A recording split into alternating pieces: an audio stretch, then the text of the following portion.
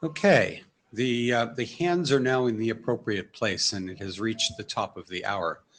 Welcome to the Elegy Working Group at IETF 115. I had to actually check the IETF number because who remembers those? We are here to talk about the NOMCOM eligibility criteria. If you are expecting to talk about routing protocols, go away. And Peter is actually leaving the room. Wow. No, he's just closing the door. All right, so let's get started with the Elegy Working Group. John is remote. What's that? John Clemson is remote. And yes, we have a couple of remote participants now who came on at just the right time. So welcome. Here's where we go. Here we go. Note the note well. This was supposed to be larger in the slides. Sorry, John, I know you can't see this, neither can I actually, but for those who can see it, if you have any IPR associated with NOMCOM eligibility criteria, please declare it. Otherwise, we'll move on from that. You never know, Pete says. These slides are not as big a font as I thought they were going to be. They looked much bigger on my computer before I uploaded them. Sorry, folks. So the regular meeting logistics, please do wear your masks if you're in the room and you're not me up here at the front. Murray, that includes you. And if you need to speak either in the room or remotely, please use the app to get yourself in the queue. All right. Next, we have the agenda. We just did number one. We're about to do number two, which is discussion of the draft. So we have a couple of things there that are specifically on the list of what to discuss. Robert had sent a message about data that's available and how we want to handle that. And there was some discussion on the mailing list stemming from that. So we'll continue that discussion. That's first, because I think that will be a little quicker. The only other substantive comments we've had have come from Donald, and we've had a good discussion of that a bit on the list so far, and we'll continue that discussion here. And then we'll open it up to any other issues that people want to raise in the room. I hope there are none of those. I hope we've had the discussion we needed to have on the, at least we've started the discussions we need to have on the list. And then we'll bring up the question after this discussion, do we think we're ready for last call, or are there other things we need to resolve? So there's the agenda. Does anyone think there's that there's something else needs to be on the agenda? I see no one. So moving on, that's my last slide. Robert, would you like to kick it off, or?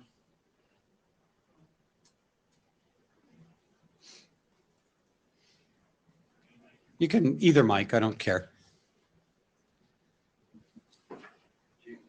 Would it be useful for me to share your comments on the screen? Oh, and well, before we get that started, also. Or do you want me to put your comments on the screen? Just that's fine. Okay, and we have, can we get people other than Michael, who's sitting next to me, to agree to do some note taking in the Etherpad? Will someone please? No? Just a very quick, just a quick AD for this. If you can get it to me by next Thursday, if I can start the last call by next Thursday, I can get it on the formal on December 1, which I think might be our last formal. No, we have a 15th as well. So one of those two would be good to hit for the ballot, and so that way we can sort of be comfortable in terms of the timeline. It's not super critical. We can probably ring it through in January, but if we... Let's see where we go with that. This will all depend on what happens today. Elliot, did you came on and came off? No? Okay. All right, Michael, I guess it's just you on the notes. Do you mind? Okay. So it's all right to not put up the message. Basically, what I sent to the list was a recalculation of the same graphs that went into the document that we're missing, showing what the other paths, had we had them in place, would have qualified in addition to the paths that we had before. And we started the conversation noting that, well, it didn't really qualify very many other people, but the response generally was, so what? We're trying to make it, provide some runway, some inclusiveness. There was a general feeling, I thought, that the probability that it would allow more people in the future to be qualified would increase as more authors and people that were being working group officers became aware that those were paths towards eligibility. So I don't think I have heard outside of the general envelope of Donald's feedback that the rules should just be struck because they're not, certainly have not heard that the rules should be struck because they're not qualifying many more people. And we'll have a longer conversation, I think, about whether they should be struck because of what Donald's input has been when we get to that. So does anybody have anything that they want to dive into about, what we saw out of this? If my summary needs correcting. So I will seed this. This is Barry. I will seed this by repeating some points that I made in message to the list, that I think that few in the group of active participants who are not participating in person or not coming to the meetings, whatever that means, why they're not volunteering might be because it's a new thing for them to be allowed to and they're not used to it yet. Because we still stress that in-person participation is best for the actual seat at NOMCOM. So maybe we should stop saying that and accept that the NOMCOM can work remotely. And might well change over time if we provide the option. So those are my reasons for, as a participant, for preferring to leave those paths on the list. So seeding the discussion there. Does anyone want to say something about that? Mike. I would second. And please still say your name even though it's up on the screen. Okay. Mike Bishop. I would second all of that. I have a colleague where this is both his first in-person IETF meeting and he was NOMCOM eligible at registration, and he was slightly confused by that because he didn't realize there was the exception and the ongoing changes. So the last thing that I had in the message that I sent to the list was an observation that it does add complexity. It does add a little bit of risk that something weird goes wrong in a NOMCOM because the calculations could be messed up just because they're not super easy. They're fuzzy right now because the data tracker has a mechanic where it notes when people become chairs positively, concretely. It does not note when they quit being chairs positively and concretely, and the same for any of the other officers for the path that qualifies people by being an officer. So we'll make changes to the data tracker in the long run so that these intervals are a little bit tighter. But I think the spirit of the document for the implementation that we've got, we would potentially overqualify some people that were very, qualify some people that wouldn't have otherwise just because we didn't get a cutoff at the right place. So, okay. But it would be a very small number. So to clarify that, you're saying that there would be, for instance, people that cease to become working group chairs at some critical point, and they would continue to be qualified for NOMCOM because of we don't know when they stopped. Right. And so these were people that would be known to the community. They wouldn't be complete random strangers because they would have already had been working group chairs for some period of time already. Yeah, that is exactly right. Yeah. And it's an implementation detail, and I'm only calling attention to it because it means that at least for the short term, what can be implemented and what we're specifying is not precisely the same. And also adding clarification there, we're talking about a fairly small window of, it's not like somebody was a chair, stopped being a chair 5 years ago and still stays in the mix, right? It's a Right. relatively small period of time. Yep. Rich, The other thing that's different about, please state your oh, name. sorry, even Rick though- Sauls, Akamai, Nomcom Chair, Disinterested Party. One of the other, yeah, two truths and a lie, right? One of the other things that's different about the Nomcom eligibility is there's a challenge period. So if somebody sort of, if because, Robert's human, they tell me he'll make a bug. And if somebody says, wait a minute, this person doesn't really qualify, because when we list the candidates, we will say under what path the committee candidates will say under what path they qualify. We can go, oh no, Rich hasn't been a working group chair for 3 years, so that doesn't qualify. So I think that the risk is negligible. Any other discussion of the tooling issues? Okay, seeing none, thanks, Robert. And that moves us to the next one. I guess we don't need that up anymore, right? So that moves us to the next one, which is Donald's comments. So yes, Donald, well, either Martin or Donald, you sort out which one wants to start the discussion, and you'll both get up. All right, and then Donald will come next. Yeah, well, so I don't have a strong feeling about any of this, but Donald raised a number of objections to the criteria. And I propose that we kind of engage from the start with the first order objection, then filter down to the relatively small stuff, which in my view are like the specific objections to path 2 and path 3. And that it does not necessarily relate to the slides that I put up. But, and of course now there's a GitHub issue. The slides. Put the slides up for the No. GitHub issues, or what do you want? Let's do the GitHub issue. Okay, That's which what's one? up. Which one? That one. Okay. So there's a basic like qualitative argument here that the attendance criteria are too lax. I think as a group in general, the vibe has been let's try to get a big pool as possible. And so I think there are two, if you don't mind me trying to characterize the argument, I think there are two separate possible objections to the relatively loose criteria. One is that they open up an attack in terms of non-com capture, which is what's kind of listed in the security considerations. There's kind of a modeling of that threat. And then the second thing is that just like the quality of non-com member will be reduced because you have people who, come in for one session, one working group, they don't care about anything else, et cetera, et cetera. So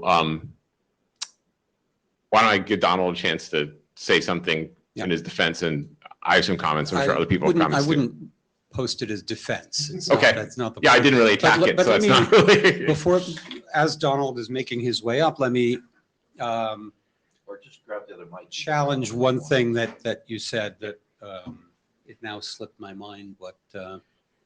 That I don't think anybody wants to get as large a pool as possible with no restrictions. Yes. The issue was to get as large a reasonable pool as possible. And that's an important point. And I think, go ahead, Donald. Fair enough. Okay. Donald Eastlake with Future Way. So I've posted this issue, and I've posted a number of curmudgeonly messages and stuff like that. And I've thought about this more and percolated. And I guess the problem I see is primarily with the attendance criterion here. And the reason I say this is that basically publicly facing sort of virtual systems like is effectively suggested here, just end up getting attacked sooner or later. It seems to be characteristic of the internet. There's always this great siren song that everything should be more open, it should be cheaper, it should be simpler, more open, simpler, cheaper, et cetera, et cetera. Everything should be online, it's all virtual, it's great. And it works quite well for a while, and everybody's happy, and there's sweetness and light. But after a while, somehow something goes viral somewhere that everybody should go and say it's a vote for the name of something. Everybody should go and vote for some absurd or obscene name or something like that. Or say something like this. And really, this enables fairly easily, although it does take time, it takes 3 meetings. Anybody in the world who has had absolutely nothing to do with the IETF to just, need to get a data tracker ID and log in and immediately disconnect once for 1 session to 3 meetings, and now they're in the pool. And if this goes viral on some, technically related mailing list somewhere, is there any particular reason to believe we couldn't suddenly, after years of it working fine, get 1,000, 2,000 people suddenly in the pool? Because the effort is 0, the cost is 0. I mean, is that really a good thing? I'm not entirely sure what the defense is. I propose making it somewhat more cumbersome, which it seems like it would help. I don't even know if it helps enough. And that's sort of from the viral meme point of view. There's the other point of view, and there's actually a spectrum between these. That's kind of a typical, I don't know, enthusiast or something like that point of view, or troll or whatever. The other point of view is there a technical advantage? If some company perceives it being a technical advantage to being able to influence who gets selected by the NOMCOM, then they would want to have people in the NOMCOM. And in the past, that was the benefit of sending people to the IETF, which will help the IETF too. Of course, the people are available, but there may also be a commercial motivation for telling some of their engineers that really don't have much to anything to do with the IETF. You should really just log into a session, some of these things. Maybe you'll learn something, and that way, we'll have you become eligible for the NOMCOM. So I'm not entirely sure what the answer is, but I just am quite nervous about primarily the attendance provision in the current draft. I mean, I also think that some of the other things are not worth it because they only qualify a few people, and why make it more complicated and so on and so forth. But really, they're not so bad. And it's really this attendance provision, virtual attendance, I see as the primary problem. Okay, so let's go through the queue now and see what the other people have to say. Michael. Oh, Michael St. John's, Michael. Yeah, Mike St. John's. I've been dipping in and out from this, so I'm not spending a lot of time on the details here. I saw Don's comment in the tracker and responded to it. The main thing I get concerned about is with some of the criteria is that they are not objectively resolvable during a challenge. Okay, and those things are going to be problematic because we've already seen how long it takes once the challenge period starts to get the whole thing resolved. So get to an objective standard that everybody can agree on based on a data source for whatever you do. Second, there has to be a cost to the volunteer in some way, shape, or form besides just clicking on something or else, because that's how you deal with the issues of jamming into the system. The meme that says, "Oh, register here and you can select the next IETF people," and we get thousands of volunteers from we've never seen before. They don't actually have to pay any money for remote access because we've got that as on our unlimited waivers. By the time it's all said and done, you need to think about this. You need to think about what the denial of service attacks are on this thing.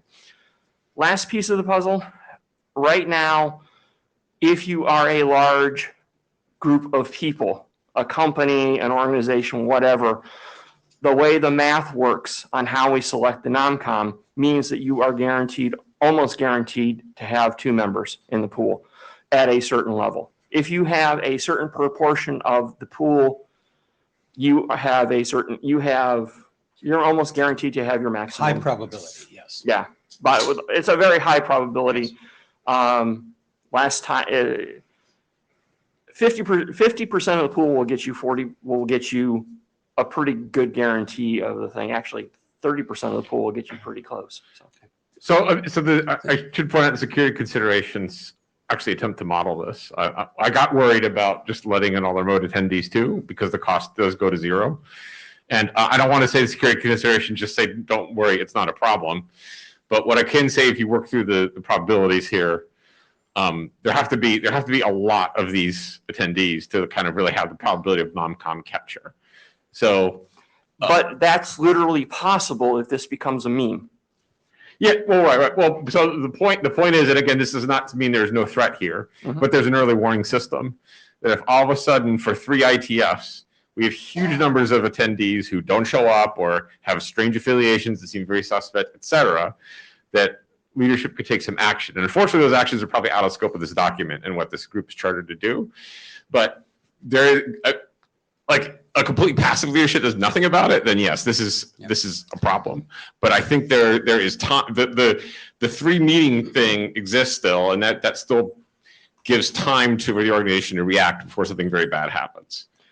So I'll do a chair interrupt there. I think the defining normatively what we do about it is out of scope, but discussing the issue is absolutely not out of scope here. Fair enough. Yeah. And if we decide in that discussion that we can't move forward with this because of that threat, then we may need to recharter to be more specific about it. Right. Well, yes, I think absolutely we need to discuss this. It's one reason I put it in the draft, but the draft cannot really say what the leadership is going to do about it. If you're doing changes to the eligibility criteria, and you ought to be talking about the selection criteria as well at the same point, and not just pretend that it doesn't matter. For example, let's say your proportion of three meeting wonders versus everybody else who's been, say we have 800 here and we've got 10,000 out there. Okay. Yeah, you might notice for 3 meetings, but again, it takes us a year and a half to 2 years to change policies. Mm-hmm. So you're saying, yeah, it might be we'll notice. Mm-hmm. We won't be able to do anything about it. So putting something into this document that basically has a trigger point of, we're not going to, people who meet on this criteria, we have a limit of this, and once we get to this, we're going to decrease them proportionally or something like that. So. Thanks, Mike. Michael Richardson. Speaking not as the chairs, but my belief, and please correct me if I'm wrong at this point, was that remote attendees had to register and then ask for a fee waiver, right? So it's not just a data tracker account. It's a 3-step process. And we would see, and those fee waivers are not automatic. Does someone have to click to say yes? My understanding is that at least at the moment, they're unlimited and no questions asked. I didn't say if they were verified. I'm saying, does someone have to actually say, yes, I agree to do this? Does someone in the secretariat click through them? Or does it? I mean, you know the answer to that, but I've got. So I don't know the answer to that second, but I don't think we want to tie this criteria to something that happens operationally on the secretariat side. Well, that's fine, but what I'm trying to, but the point was made was what are the circuit breakers for doing that? And that's what I'm trying to say, because I don't think it's just And click this URL. This is exactly Yeah. it, right? If we get to the point, and good Mike's in the room, if we get to the point where we've got a flood of people that are asking for the fee waivers, we're going to have somebody reasonably stand up and say, hey, wait, this isn't right, and stop it. And it's not going to go past 1 meeting, right? So the chances of this getting into a 3-meeting cycle of, oh, here's a flood we didn't notice, and oh my gosh, here's this massive pool of people that we weren't expecting to have to deal with. The spirit of the fee waivers is going to, as long as we get a reasonable number of people asking and it's not worth our time to go validate that somebody really can't help us along, then we'll do that. But when it gets to the point where it's taxing our resources, then limits will get put in place. So summarizing that, we can put something in the security considerations that say that these sorts of situations will raise flags that humans will respond to before they become critical. Yeah, I mean, if I'm not mistaken, it already says that, but I could even add some sort of non-normative stuff saying, here's some things you could do, like what Robert suggested. And Robert, you were in the queue before that. Did you say everything you wanted to say? Yes. Okay. Pete. Pete Resnick. So I think to put a very fine point on it for Mike's comment, what Robert just said from the front of the room, what it says to me is this doesn't go on for longer than one meeting. At one meeting is when we notice that there's a problem, and then we've got the better part of a year to fix it if it needs fixing. The other thing I got up to say was I have some sympathy for what Donald's talking about. I think we could play with the criteria a bit, that maybe for remote, it's not 3 out of 5. Maybe it requires some number of working group participations or time of working group participation. I don't know what's automatable at that level. I wouldn't object to those. But I think the point that there is a circuit breaker of just this is going to be exceedingly obvious is enough for me to say it's okay to go forward with this. Don't sit down yet, because I want to probe one thing that you said, and some number of working group participations. Suppose someone came in because of Quick, let's say, just picking something, and said, I'm going to spend 3 years working on the Quick documents, but that's the only working group I'm interested in. Would you be in favor of saying that person is not non-com eligible because they only participated in one working group? And you don't have to answer. You can just say, I have to think about it. I'd have to think about it. Okay, fair enough. Robert? What I got up to say was Pete suggested that one of the things that we look at is how long people sit in the meetings. We don't require that in physical place. Just don't do it. Yeah. Right? Please, if anybody has that idea, start to creep into their head, squish it and squish it early. We don't check for people who are local, whether or not they come sit in any meetings. Yep. We have a debate going. No, and I agree. The reason it's more palatable to me is not because I think that amount of time is a good criteria, but Donald's concern seems to be centered around the gameability of it. The gameability of getting your ass in a seat in the room, that is an investment. There's a cost. The clicking into a single online meeting and clicking out immediately is much closer to zero cost. Having to sit there for a while, is it a significantly larger cost? No. But it's, again, this is trying to prevent gaming. And at that level, we could think about it. It was honestly thrown out there as just a silly example, but something that we might add on to the criteria if we want to make it a little harder. So while you're thinking about that, Pete, think about all of the software that has come into the world to help people deal with the school attendance, remote school attendance, and traffic ticket, jail time attendance. Yeah. Well, if you're responsive to your document, you just leave. Yeah, and Martin, if you want to get in the queue, just let me know and I'll It's okay. I'll just, mentally insert you. go ahead, Lars. So Lars Eckert, speaking as an individual, although it says LG ID there because tools. So the NOMCOM process is a staggered set of defenses, right? So don't forget there's a confirmation step at the very end. So even if the NOMCOM gets captured and the chair, got parachuted in, right? Somebody can still say no. It causes a huge headache and it's causing a huge delay. But given that it's probably going to be a rare event, right? So we should probably think about how do we add to those staggered defenses rather than trying to defend against everything at the very first step. Right. So that's sort of, I think, the principle I want to sort of put to people's heads. Strategic rather than tactical. Yeah. And so, I mean, we need to build a system where everything needs to go wrong at the same time, right? And I don't, this is so unlikely that I think we're going to be fine because we have this checks and balance system. Yeah. Okay, So we're going to insert Martin. in the yeah, queue. thanks. There's just too many people piling up.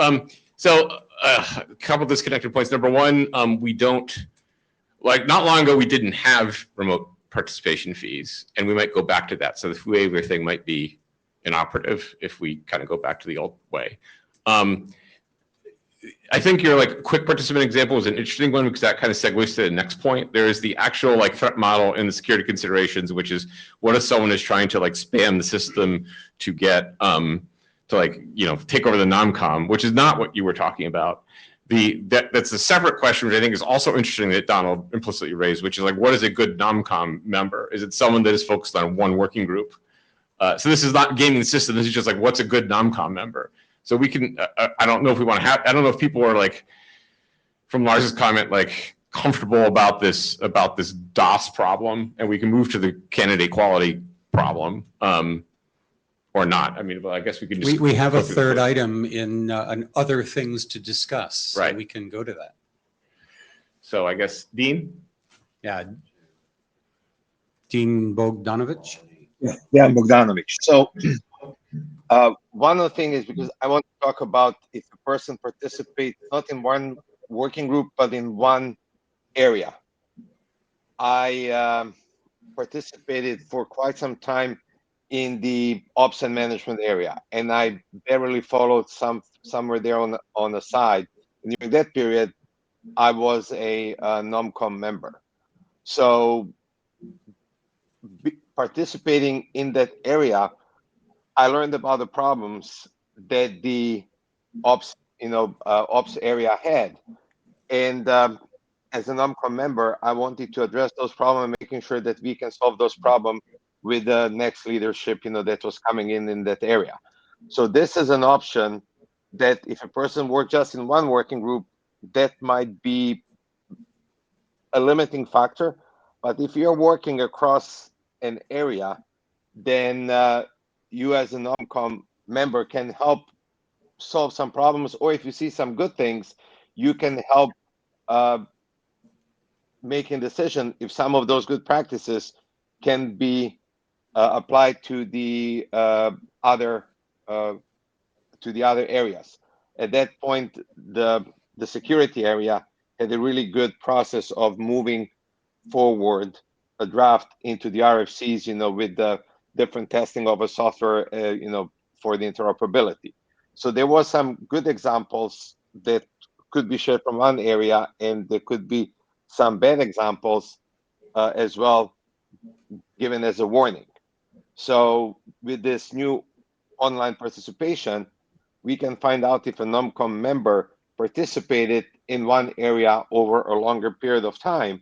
And I believe that such a member can ask quality questions, the potential candidates from different areas. Thanks, Dean. Rich Saltz. Yeah, hi, Rich Sauls. So as Lars said, and one of you guys said, there are a number of challenge mechanisms and corrective actions that can be taken during the process. And so, pardon me, if this becomes a concern, when we first published the list of volunteers, there isn't an explicit challenge process in that. But if we decided to add one, you could say, hey, I challenge everybody from Akamai because I know they're all just sock puppets and they didn't do anything. Or you could look at the final list and say, well, wait a minute, I had this suspicion about Akamai, and now 4 out of 10 are Akamai employees. So you can challenge it that way too. I think it's a concern. I don't think it's a realistic one in the security world. It's all about trade-offs. I think we should make sure to document it really well and point out possible mitigations if they aren't already in the system, such as in the future, we may wish to have a challenge period of the potential volunteer list. That's all. Okay, Ted Hardy.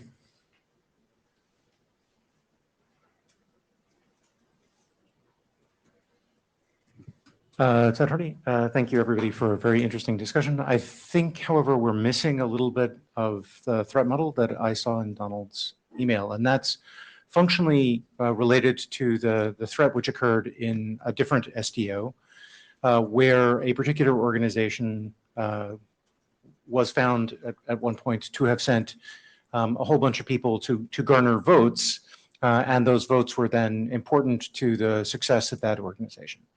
I think in our case, there are related threat models that we've identified. One of them is around a company where simply saying that a bunch of people volunteer to both work in the IETF and serve on the NOMCOM.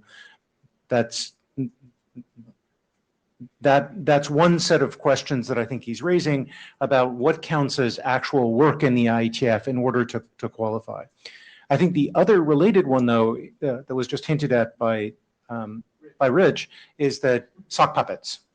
And it is entirely possible using the current system for a single individual to sign up for the IETF multiple times for 3 times in a row in order to make sure that they have a role in the NOMCOM, provided that during that course of time, nobody could figure out which one of the identities that they presented as a sock puppet was the real one. And if we're going to have NOMCOM volunteers being able to do their entire service remotely, you could end up in a situation where somebody signs up 20 times for three times, so that they are in effect 20 entries in the pool, not as good as the threat model that Mike St. John's pointed out, but entirely possible. And you would not have any way at the end of it from saying whether, Ezekiel, Elijah, Ebenezer, or Edward was the real person, because the identifier that they gave was freshly minted and unique. And are you suggesting they could occupy multiple seats? No, I wasn't suggesting that. I was suggesting that they could realistically take their chance of being selected from being 1 in N to being 20 in N. And I think that's not something that the current set of defenses in depth would deal with very well if we are in fact going to encourage people to participate in the NOMCOM remotely. So I think I'm much less sanguine about the current sets of defenses in depth than I think some other people in this room are, but I am still very much in favor of trying to make it a defense in depth problem rather than trying to solve it all at the beginning. Because I think, if we find, for example, that a particular NOMCOM has 40 people on it, none of whom has ever turned up in any working group,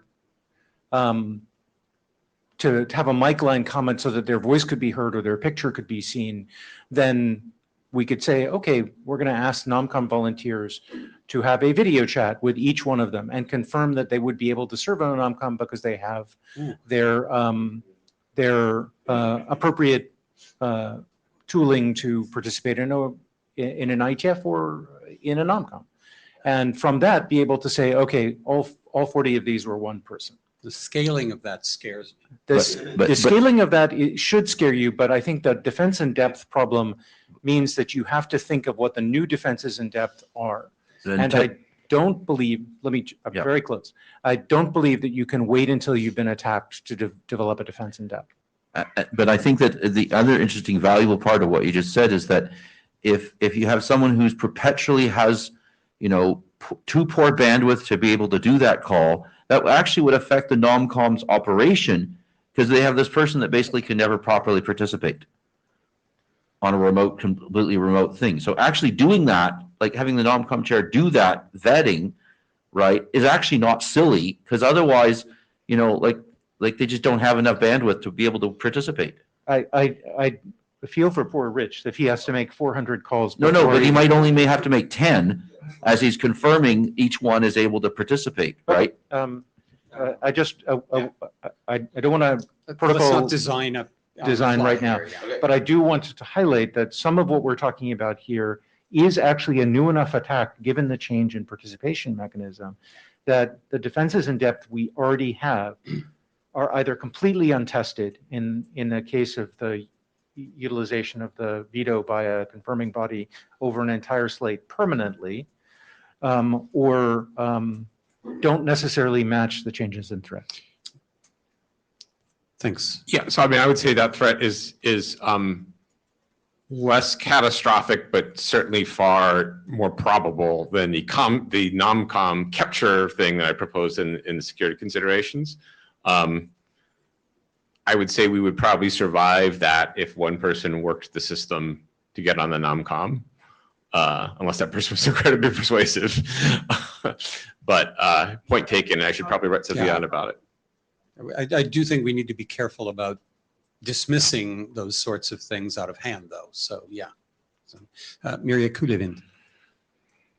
Yeah, I'm actually not that much concerned about this trying to cheat the process case. I don't think that our original process was necessarily designed to make it like extremely expensive to be on the NUMCOM. I think that the having this like 3 meeting limit was mainly designed to have people who actually know something about our community. I think it does help you on the NUMCOM if you know the candidates, if you know some people in the community that give you feedback and so on. That does help you with the NUMCOM job. So that was like definitely a design criteria. But I think also that we should rethink that design criteria a little bit, because I think it's also valuable to have people on the NUMCOM maybe with like some fresh eyes, which know less of the candidates and so on, and can bring like a different angle. And I don't think there is a big risk that like we end, like I think the one failure mode we would have is like we end up with a NUMCOM where they're all kind of newbies and they don't know nothing. But I think this is very unlikely, because you will not necessarily volunteer for the NUMCOM if you have like no idea. I think that will not happen, and if it happens, then we need to act on it. So I think what's more important is really kind of measure in the future a little bit closer about these expectations, if they happen or not, to be able to react quickly. Thanks, Mirja. Let me channel something that Ted put in the chat, that disruptive, he says, is more of an issue than persuasive. So that's also a point. Dean, please. There is another possible situation when people get on NUMCOM and they just show up for voting and they don't participate in the NUMCOM work. And I had that experience. I heard from some other people as well. And there should be a mechanism for the chair to make that member, NUMCOM member, ineligible for voting, or even to being, replaced. And I think that's another part that has to be better defined, because you're saying you're the NUMCOM volunteer, you get elected, but then if you don't work, doesn't matter, and you can just show up for voting, and your vote is equal as to all the other members. Yeah, I'll point out that that sort of thing is out of scope for this working group. So we might need to make a note of that. But If I can Donald, jump in. Go ahead. Yeah, it's Donald Eastlake again. Just something real quick. I was chair of an NUMCOM, and we had a Deadwood member. I'm not sure if they even voted, but I think the intent was, the mechanism for that is that the NUMCOM can expel a member. The voting members can expel a voting member by 2/3 vote. Yeah, true. Yeah, well, the only thing with that is in the eligibility, there has to be maybe a little bit stronger commitment to participate in the working, and if you don't do that, you can be replaced or something like that. In that it is being mentioned up front in the eligibility. Right. I do believe the NUMCOM chairs do check with the volunteers to make sure that they are, at least when they're selected, that they are willing to commit to the time. Yes. I mean, all they have to do is say yes. Yeah, they have to say yes. Of course, anybody can lie, but 8713 says the chair confirms with each member that they're still willing to serve and able to do the job. Okay, Mike St. John's. Side comment, I was on the same NOMCOM. If we'd had to get rid of the Deadwood member, we were already down one because of some other thing that happened. So that would have been kind of an interesting problem. One of the things that Ted said triggered something. And again, the more I hear the discussions here, the more I'm thinking that the charter is too narrow for what we're doing. That's not a topic for today. Probably need to go back on the mailing list and have that chat. But the particular thing he said was about how bandwidth and such affects the ability. I'm actually thinking the number of remotes might actually affect the ability. I remember doing various, we did various IAB meetings where Ecker was back in the other country, and trying to actually get the business of the group done was difficult. This, where it's very intensive discussions, and trying to get everybody together and deal with the technology issues and everything else, is it possible we need to sort of say, well, okay, only a maximum of 2 remotes? Again, may not be part of the charter, but it's something to think about, and that would actually add to prevent some of the sock puppet stuff that we were talking about. Yeah, I think for that, I would like to talk to the NOMCOM chairs of the last couple of years where we've had to be remote and see how well that worked. I mean, I think we're definitely, with this change off the 8713, we're like committing to a remote workflow, at least partial remote workflow forever, because we'll always have at least one person who's going to be remote at these meetings, pretty much. Yeah. Lars. Yeah, Lars, like speaking as an individual, but sort of keeping the motivation and timeline for this. And so the urgency comes from having had fully online meetings in the past and having the 8989 experiment be the thing that qualifies all of us that were remote during these meetings for the next NOMCOM. Right, so that's the immediate fix, because I think the next NOMCOM will have a small pool if we don't say that counted. So we could do a super small bug fix, right, and basically say just for the next NOMCOM they count, and then that gives us a lot of runway to do more things. Kind of nervous because I was hoping we could sort of do something a bit more forward-looking, but it's an option to sort of retreat to the absolute minimum bug fix now and then do something else in the future. But yes, especially sort of if this free or cheap remote participation causes this sort of desire to change things further down the NOMCOM pipeline, which is we're currently not chartered for, and I'm not going to recharter you for at this point. I think that's a different kind of problem than we set out to solve with this, right? Right. And we might have found this now, right? And then we need to decide what to do about it. But I don't think we can have the longer discussion in time for the bug fix that we need. Right. Yeah, we did the patch with 8989. We extended that for a year. I would be sad if we had to patch it again rather than doing something more permanent, but that's just me. Robert. So personal opinion, I don't think we want another patch. Tools, I mean, it's only if we're stuck do we take that as a safety seat ejection mechanism out of this mess. I don't see being stuck yet. Yeah, but we'll see. So, but I would strongly not just start relaxing, saying, okay, well, let's just do that. Let's go ahead and have the hard argument, and I really think that it is within our grasp to do something that is going to be longer lasting, and I want to fight for that. I agree. I just had a question for Rich. How many, On the mic, please. We do have remote participants. So Mike St. John's. Mike St. John's again. How many NOMCOM members are actually here this time? Chairs or members? The voting members. Yes. Yeah. Oh, this won't come. At this NOMCOM, 7, I think. No, 6. Well, at IETF. Physically, sorry, Rich Saul's So you have NOMCOM chair. 4 who are not present. How many are what? So you have 4 who are not We present. have 4 who are not present. And they're all in China, and we are accommodating and using, video remote. And how They well, are all- how, They are all in China, the 4 that can't come. and how well do you feel that's working? How do I say this diplomatically? Not something I'm known for. I don't think being remote has affected the style of participation as if they were in person.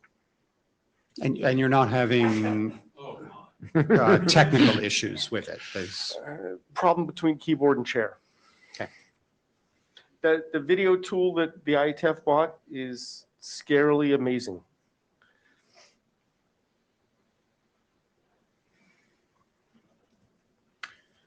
All right, I don't know where that leaves us. So I mean,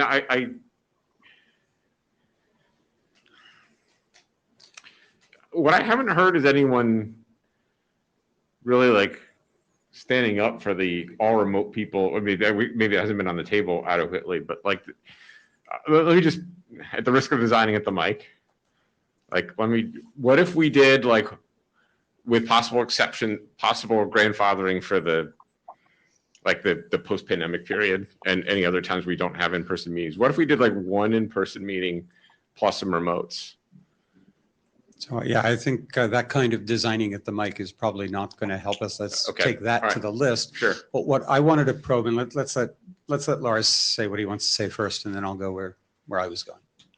So I'm trying to swap back in with Robert asked me if I can open the window and I can't. But Paige is trying to, the CO2 is pretty high in here. I don't remember what the exact charter text says, but I think I think it would be in scope for us to talk about the NOMCOM eligibility criteria and also about a remedy step at the eligibility phase, like another challenge like Rich talked about or something, right? I think as long as we kept the changes to that part, I think I'd be fine arguing with myself that that would be in charter. I think if it fits into section 4.14, we're good, because the charter just says we update 414.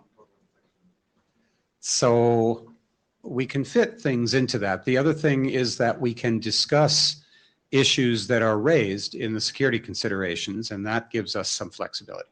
Yeah, that's what I was going to say. Is it that we can only change the words in those section, or can we only change the process in that section, Right. but also? We can only change the process in that section, but we can raise the other concerns elsewhere. Only qualifications to volunteer for the non-com. So, okay, where I was going to go with so let me summarize where I think we are. We need to decide whether the risk of the criteria we're proposing and the vagueness, as Donald referred to it, and the gameability of it, we need to balance that against the benefits we think we're going to get from it and decide whether whether it's worth the risk to gain the benefits or whether the risk outweighs the benefits. And we need to discuss whether we can mitigate the risks and how we might propose that in the security considerations. So those are still both open for discussion if we have any further discussion on those. I don't think we have resolved the question yet of whether we think the benefits outweigh the risks. So let's, Ted, your hand is up. Go for it. Ted Hardy, and just in case this wasn't clear, because I was talking about a risk, that doesn't mean I don't think the benefits outweigh the risks. I do. I agree. I grew up in a place where people used suppression to keep people off juries, to keep people out of voting things. Anything we can do to make sure that we keep this to be an open process is important, because it means that participation is encouraged for the broader community, and that's a great thing. So I think the benefits outweigh the risks. What I would suggest, personally, given the timeline issue, is that we go ahead with this. In the security considerations, call out that we believe that there are some additional defense in depth things which are required. At that point, turn to our Gen AD and ask for a recharter to write the document that responds to those security risks. That gives us, at most, one full NOMCOM cycle where we have to bear the risks. Right. And I think that's an acceptable trade-off given the existing defense in depth. We don't want to let it linger for very long, but I think that timeline means that we can get the benefits, we can call out the risks, take up the charge of fixing them in a recharter, and still make the timelines all work reasonably well. We have another half an hour. It's an great. interesting thought. Donald, I'm going to ask you to step in front of Elliot on that and just give your comment on what Ted just said. What do you think? Sure. Sorry to put you on the spot. No, it's Donald. He's like, and I think there's problems with this. If the current draft is in effect for lesser time, then it makes the problem smaller. But very simple. But I'm also somewhat enamored. I think that maybe you get something which is really effective for longer it seems like it's not common that we have to have virtual meetings because of a global pandemic. I mean, this doesn't seem to have been involved, for decades with the IETF. So I think we should also consider, at least for a while on the mailing list, whatever, the possibility of saying that in this attendance window, whatever it is, 2 years of meetings, that if there are physical meetings, you have to have gone to one. Okay? And the other ones could be done virtually. So that's my response. I'll challenge that and say that I think that one of the results of the pandemic time one of the long-term effects is going to be that people will view remote participation as a more common, typical thing, and we're going to see that in the long term. I agree with that, but I think that attending a IETF meeting physically is a qualitatively different thing and is beneficial to somebody's service as a nomcom if they do it. And the question is, how much focus do you put on some poor member somewhere, that you got to be ultra fair to them. Well, I didn't mean in the sense of money. I just mean disadvantaged, or well, I mean, it's hard to get. Basically, the thing is all the focus on whether we have to be ultra fair and inclusive to individual members, or is the focus on whether we try to get the best nomcom for the IETF? And the best nomcom is not super small, because nomcom pool, it's not super small. If the pool was 30 people, I think that would be unacceptably small. I think 100 is good enough, but maybe it's larger. So, and these are the extremes, and it's somewhere in the middle. So that's my opinion. All right, thanks. And Elliot has let Robert get in front of him. Go ahead, Robert. Direct response to that. There are large companies that have historically sent people to the IETF that are not going to for some large number of years, starting now. They've discovered that they don't have to pay people to go across the ocean to work in these meetings, and they're not going to send them anymore. I've been talking to C-level people at these organizations. I can tell you about them offline, who they are. They're big. It's real. Our remote participants need to be as empowered as the people who show up physically in these rooms. Elliot? Hi, everybody. Well, as somebody who works at one of those large companies, certainly our participation is down in person, but we have people attending remotely. There's sort of several different problem sets that we're intersecting here. I'll mention one just in passing, which is there is value to the individual in participating in person from time to time for reasons that Barry and I discussed on a nice long walk yesterday, in terms of the interactions that happen in the hallways and such. But that's not a nom-com consideration. At least I don't think it is. But I got up really to say that I tend to agree with Ted that we need to do this in 2 stages. And I see a tension, I think a little bit of tension between Lars and Robert, in that Lars needs something now, and Lars is a little bit, and Robert's a little bit worried about how many times we can iterate on tooling. And maybe I misunderstood that, but forgive me, Robert, and I'm not in your position, but I think we probably have to. I wasn't talking about tooling. I think we can actually solve this, and I think we should, and not just do it right now, Pat. Okay. Robert was not talking about tooling. He thinks we can actually solve this. Okay, great if we can. And the other thing is that I'll probably be one of those remote participants, and the reason that there's an underlying reason why we have to handle remote participation, which Daniel and I have been pushing in different ways, which is we have to be a little easier on the planet. So that to me is an overarching concern, to be honest. Pete Resnick. Yeah, this is Pete. I just want to be clear that there are participants not for the purpose of just being open and fair, but to increase the quality of the pool that I would like to get who are strictly remote participants. One in particular who is no longer with us, but I would have loved for Ned Fried to be able to put in his name for NomCom repeatedly, which he was unable to do for many years. I am aware of a few other people in that category. And so just by way of, as our community ages and occasionally becomes infirmed, it would be nice to have people who are still actively participating remotely, who know the community, be able to participate in a NomCom, which the current eligibility criteria wouldn't allow.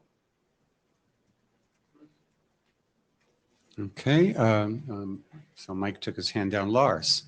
Yeah, Lars Egger as an individual. So I think the key word here is participant, right? So I'm not actually very worried about remote participants that are actually like participating in the work being remote, because, you know, also remember, right, they are supposed to evaluate the feedback they get from the broader community. They're not like making the selection based on their own knowledge only, right? They're really supposed to look at what comes in, right? So, and that I think they can do fine, even if they're mostly or only remotely participating. I think the threat that Donald talked about is like outsiders stuffing this thing, right, and without an intent to participate in good faith. But that's not a participant, either remote or in person. That is just a disruptive element. And if we have too many of those, we have problems. So maybe if we sort of try and focus more on the, you know, how do we exclude that risk, and rather like not worry so much about whether who's remote is actually a participant and to what degree, because I think they are, and I agree that we will continue to have people that are going to be remote all the time or more frequently. Maybe it's a good time to Okay. go on to the other issue about other paths. Well, so, Yeah, because what makes a participant? right, let's finish the queue anyway. Martin, you're Yeah, next. so we're talking a lot about costs and benefits of bigger and smaller pools. The other one I call attention, if the volunteer pool is too small, then the assumptions in the mathematical analysis and the security considerations break down. If there are like 20 volunteers, then like it's actually quite easy to capture the NomCom with like a small number of people. So that, I mean, I don't think we're in any case going to drag to 20, but like smaller, you know, makes the probabilities work out quite differently. I think that the assumption I built on there was from the last year's data or whatever, which is something like 300 volunteers, you know, legitimate quote unquote volunteers. Okay. So, I'm sorry. Well, I'm sorry. Just like You paused, I I've thought got you a bunch of notes on like stuff to add in security considerations, which is great. So I will like file some issues for that and try to come up with some text. Regarding like regarding this particular path one,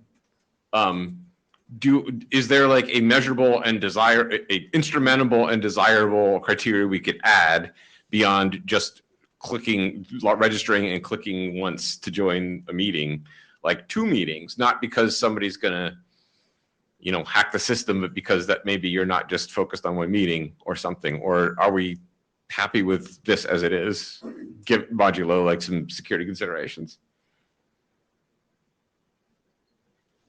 Okay, well, let's leave that question open for now and see what Dean has to say. Dean? Yes, so I just want to check with Pete, because he said that he would like Ned to participate, although he's not anymore with us. And No, he said he wished that Ned could have participated when he was Yes, still with I us. understand that Ned has passed away. I hope that was clear, but perhaps not. No, yeah, okay. So so the point there is that having a more diverse community that is going through the NomCom more often is a better way. But on the other hand, putting a experienced NomCom chair that can lead a group is really important. So maybe even reducing the pool of focusing on who can be really a NomCom chair to lead a group, that is really important.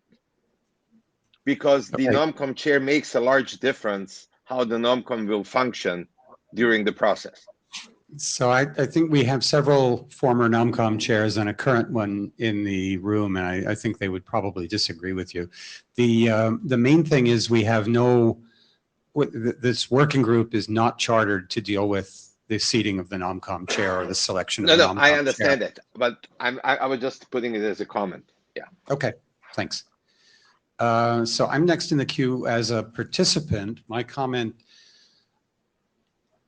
is that I personally think we're getting too wrapped around the idea that we might get one or two people on the NOMCOM who don't know the community very well. As Lars pointed out, the NOMCOM uses a lot of, years ago, the NOMCOM didn't even tell people who was standing for positions and solicited input selectively.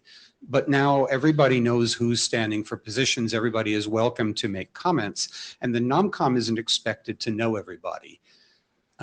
So I think gaming is one issue, but the idea that we might pick some NOMCOM voting members who don't really know the IETF very well, I think is less of a concern than it has been in the past. I'll also point out that there have been a number of people who have, that you do not need to be NOMCOM eligible to stand for a position that the NOMCOM is filling. And there have been a number of people who are not NOMCOM eligible in any sense, who have put their names in for positions over the years, and the NOMCOM sees through that very quickly and says these people do not know the IETF well enough to fill these positions, and they do the right thing. And so my experience is that the NOMCOMs have done a good job of finding out what they need to know from the community and making reasonable selections. So I am much less concerned about that part of the issue. And I'm sorry, did we say that we could add an eligibility challenge step, Lars, to this document, or that it was out of scope? Because that kind of went sideways.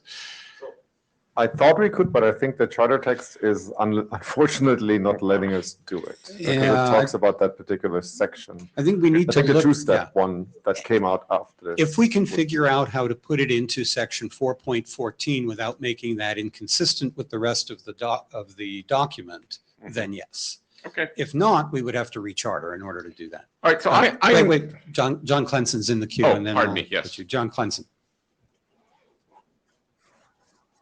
Yeah, I just want to try to draw several different things together.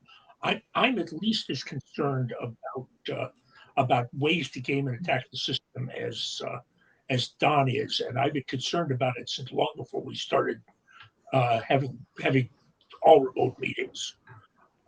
But I'm equally or more concerned that whatever we do, we keep the option and encourage a NOMCOM which is really representative of the community.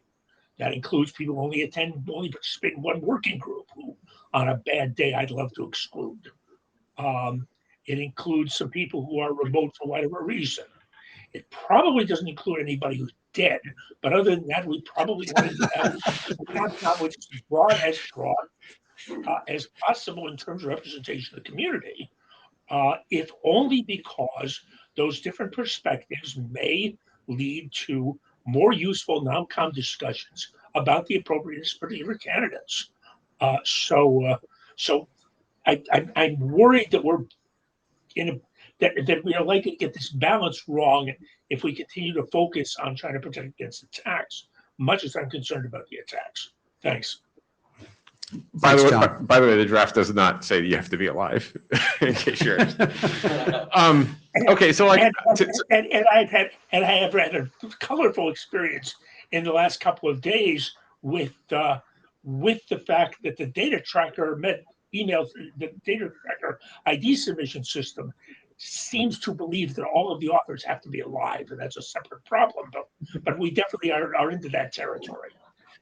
Okay, so to try to put a bow around this issue, I have not heard like a strong consensus to change path one, although I certainly recognize that we are nowhere near convergence on this, nor is there a concrete proposal for a different path one.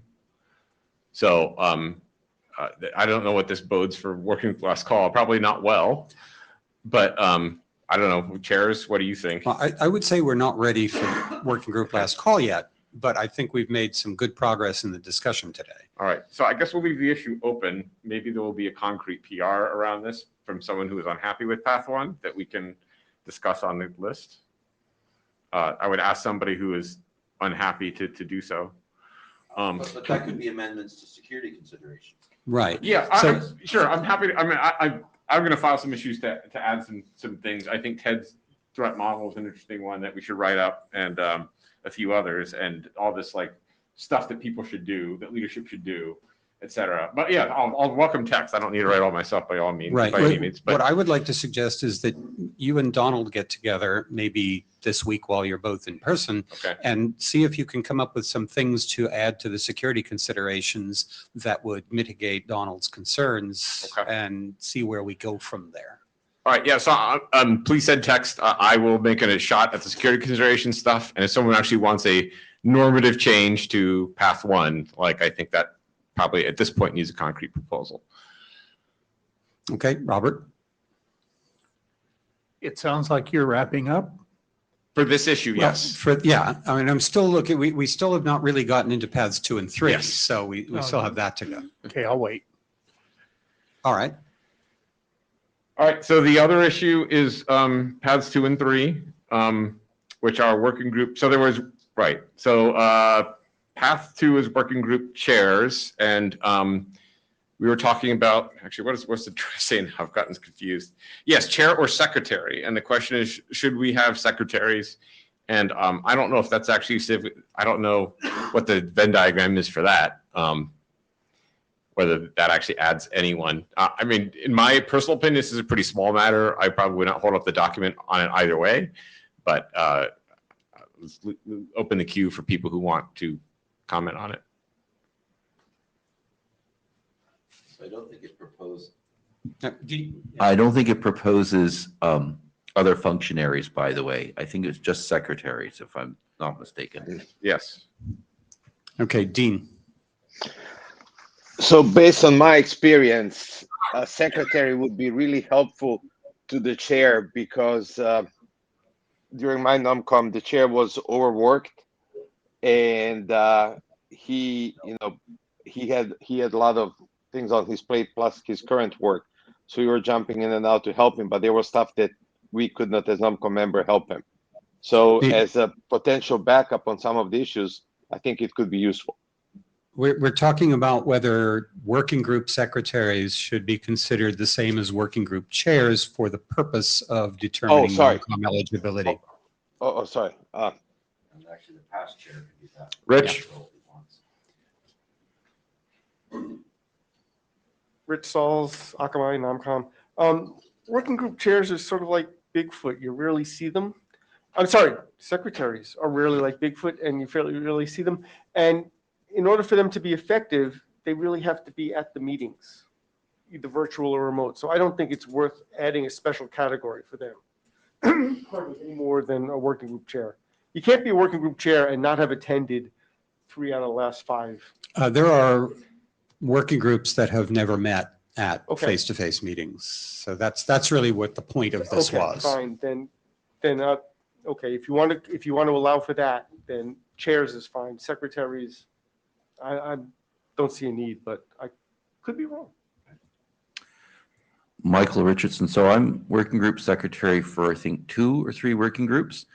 And in most cases, there was 3 reasons that I became secretary. Was usually I was an outgoing chair, and it allowed for knowledge transfer, but also data tracker poking. Secretaries can do almost everything chairs can do. And that's a really good way to train chairs to figure out what to do. And one of the other situations where secretaries have become useful is it's someone who has long-term knowledge of the working group, but can no longer come to the meetings. But still you want to have something. So they can't sit at the front easily and all this kind of stuff, especially before remote attendance. But they often have very long views of what's happening, and that's why they wind up as secretaries. I think it's more common in routing, for instance, to have secretaries that have that situation. And I don't know, we'd have to go to the numbers, but I suspect that there's 5 or 6 secretaries that would not qualify in path 1, but would qualify, and we probably know their names well, right? Can't be involved as much anymore. Yeah, so let me spin that a different way, sort of riffing on what Michael just said, and say,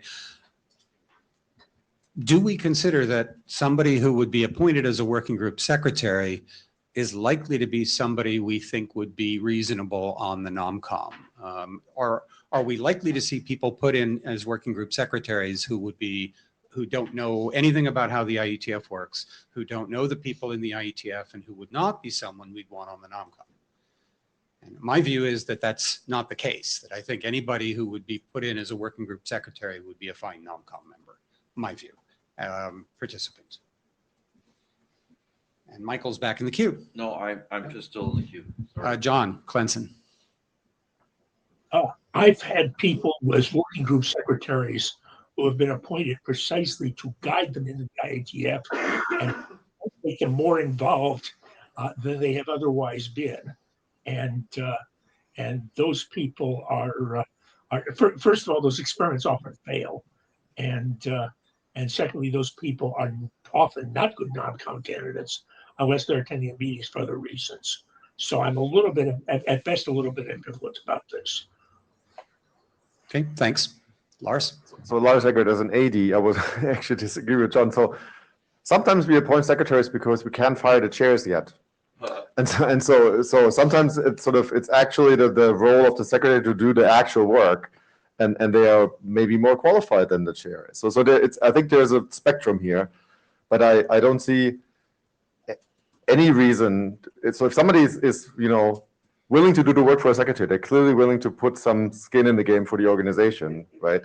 And they would be a fine NOMCOM member, in my opinion. So correct me, so ADs appoint chairs, not chair, no, ADs appoint secretaries, not chairs? Well, typically the chairs would discuss it with the AD. Right. Yeah. And we've had cases where the AD operated the data tracker, and so there's, yes, but the chair can't do it in the data tracker, so the AD has to be involved. Well, I mean, the reason we were here talking about gaming the system, and like there's a 3-year age limit, but like there's no time. So like you could add someone to data track for a day and take them out, and then they would be eligible for NOMCOM. Interesting thought, Donald. As a chair or a secretary, that's beyond that. Sure. Yeah, Donald, he's like, I'm the source of this, and I don't really think it's necessarily all that important, so maybe we shouldn't waste too much time on it. But anyway, yeah, I mean, there are secretaries who do tons of work and are great people, and that work could reasonably qualify them for NOMCOM, but I think like 99.99% of them would qualify otherwise. And there are secretaries who do almost nothing and shouldn't qualify because of that secretary position. And I don't want to name any names, but they're likely to qualify otherwise also because they've done other things. So, and I believe that I've successfully appointed a secretary as a chair. Okay. Yeah, it is. And so, if one was, I'm not sure gaming the system is much of a problem here because working group chairs are supposed to be trusted. But a working group chair could appoint and remove a new person as secretary every day for a year. But anyway. So I was wrong about the chair can't do the data tracker. Okay, Robert confirms I was wrong. I mean, we did it as an experiment. I checked with the AD. The AD said, well, why don't you appoint them and we'll see if it works. I said, I tried it and it worked. All right, Pete Resnick. Hey, this is Pete. And this came up in my head earlier, but I think it applies to this discussion. I worry about us over analyzing what makes a good quality NOMCOM member, because there are loads of people who qualify under the old criteria who make lousy NOMCOM members. Right. What I think we should be focusing on is, to a certain extent, what would allow reasonably qualified people who we know exist in reasonable numbers to get onto a NOMCOM where they currently can't. And so I'm ambivalent about secretary. I think it's reasonable to put them in, but I don't think we should stop the show because of it. But as Donald said, the number of people who are secretaries who would make reasonable NOMCOM members is higher. And so I think it's perfectly reasonable to use that as a criteria. If we leave secretaries in, would anyone die on the hill? Right, that's what I'm going to say. I'm going to drop all the hands here and say, if you can't live with leaving secretaries in, raise your hand now. Okay. So, Now, if you still want to be in the queue, raise your hand again. so good. We can close that issue. Do we want to have some sort of minimum service requirement? Or like literally being a chair for a day? No? Okay.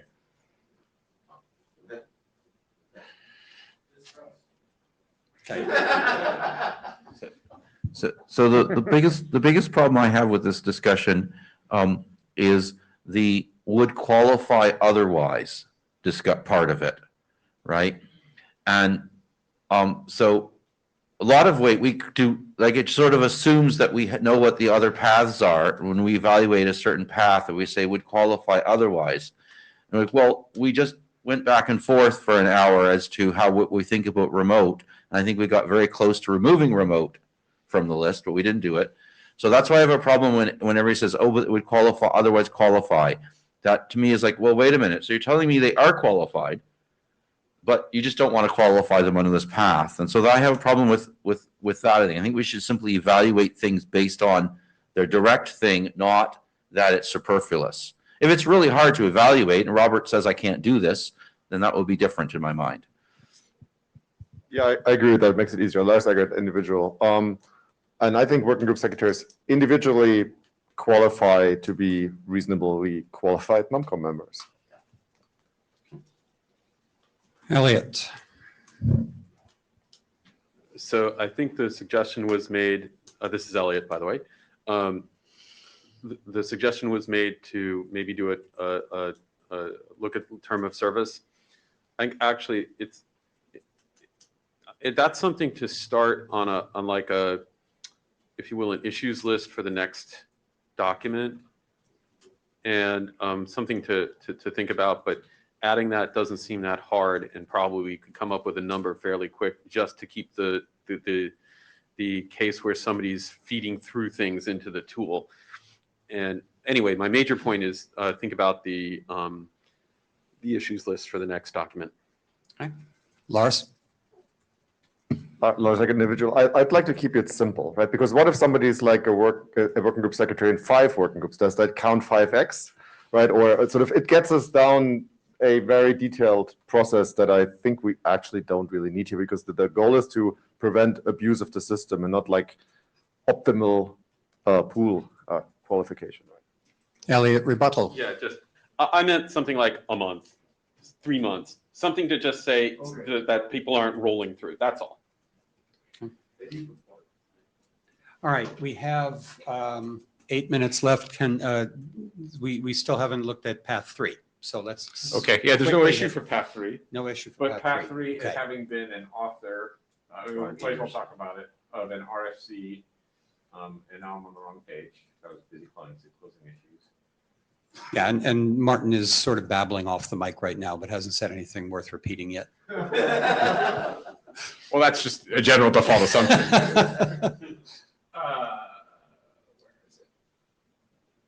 Okay, the author or editor on the front page of at least 2 IETF stream RFCs within the past 5 years. And then there's a whole bunch of technical detail on what counts as being published in the last 5 years. Yeah, so, well, I'll just say then, does anybody have a strong objection to leaving path 3 in? Raise your hand. And I see nothing there. So, okay, I think we're good there. Yeah. Okay, so my action items coming out of this are basically to mess with the security considerations. And that's pretty much it. And I'll probably drop a new version of this. And then I think until the chairs are satisfied, we have to continue to sort of argue about path 1.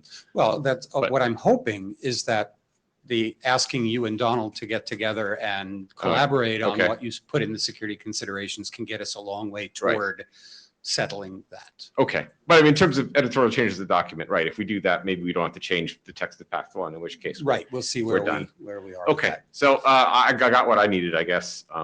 Okay, But it looks like Robert has a question. Robert or does. comment. So if you and Donald aren't able to come to an agreement and propose something like this week, then would you chairs, and you don't have to give them a deadline right this second, but if there's not something by the end of this week, please give them a deadline. Okay. and let's We talk be about. we be an chairs. interim. We know how to do that. I don't think a lot's gonna happen this week. Like, I mean, I might talk to Donald, but I don't know if I'm gonna have like text this week. I think it's unlikely, in fact. But I can certainly. But we're on it in any Yeah, I case. can certainly tackle that this month, and I would expect to have an O2 or whatever the next version number is with this month sometime. Can, do you Yeah, I think think that's the it's, same thing. do you still think that it's feasible that we might hit one of the two telechats that Lars talked about, or? Yeah, my sense is that we probably are going for a telechat in early January, not December, but we'll see. We'll see where we go. How long are you gonna have the last call? Oh, but then we do IETF last call, so at least 4 weeks. It's 2 weeks. It's a working group document. But then IETF last call too, before. No, we go to ballot. IETF last call is 2 weeks. Right, but are you gonna have a working group last call? Yeah. Yeah, okay, I see what you're saying. So yeah, probably a couple weeks in the working group to make sure, and then a couple weeks Yeah, so- IETF last call.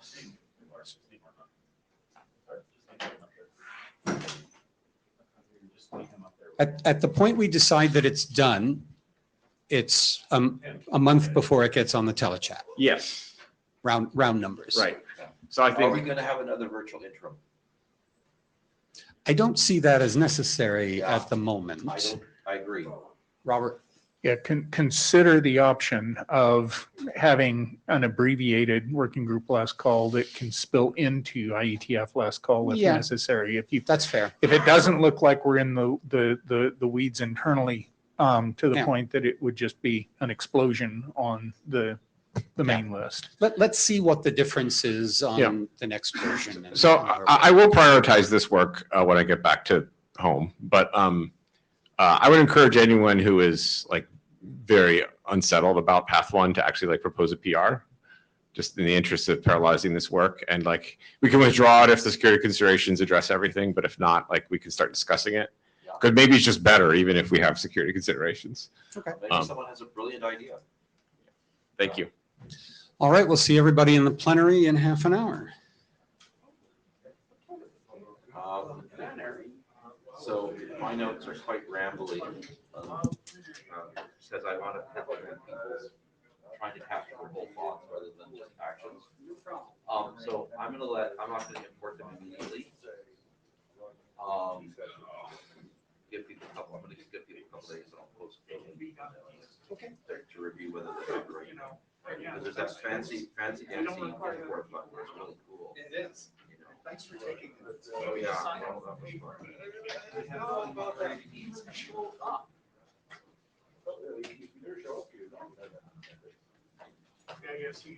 Plenary, I'm supposed to do a call. Oh, I'm so sorry about that. I didn't know you. Coffee breaks. So, combination of, And really, if you're trying to protect against a cappuccino, period, the amount of effort that it would take